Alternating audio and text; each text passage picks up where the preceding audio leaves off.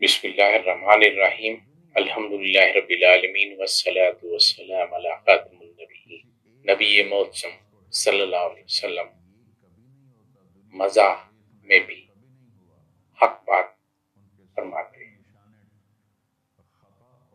نبی کریم صلی اللہ علیہ وسلم ظرافت اور ہنسی میں اسوہ حسنہ۔ حضرت انس رضی اللہ عنہ فرماتے ہیں کہ حضرت زہرہ بن حرام رضی اللہ عنہ جنگل میں رہا کرتے تھے، اور جب مدینہ میں تشریف لاتے تو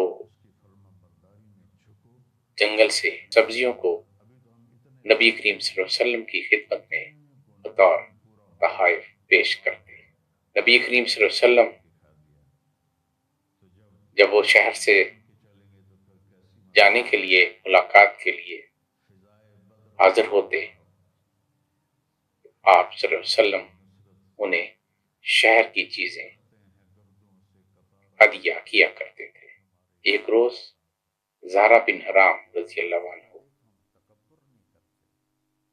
بازار میں چیزیں بیچ رہے تھے کہ نبی رحمت صلی اللہ علیہ وسلم کو وہاں سے گزر ہوا۔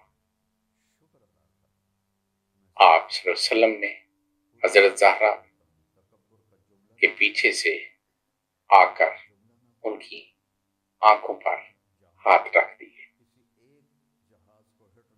حضرت زہرہ نے جب اکھیوں سے دیکھا کہ نبی محتشم صلی اللہ علیہ وسلم نے یہ اعزاز بخشا ہے،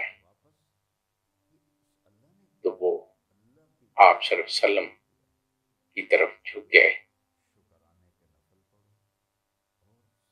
تاکہ نبی کریم صلی اللہ علیہ وسلم کے بدن کی خوشبو اور وہ سعادت حاصل کر سکیں جو نصیب والوں کو میسر ہوئی، اور جن نصیب والوں نے ان سعادتوں سے فیض پایا۔ نبی کریم صلی اللہ علیہ وسلم نے فرمایا، کوئی ہے جو اس غلام کو خریدے؟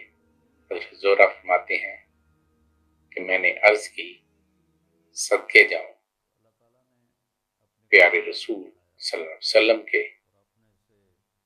مستیا سے کھوٹے کو کون خریدے گا؟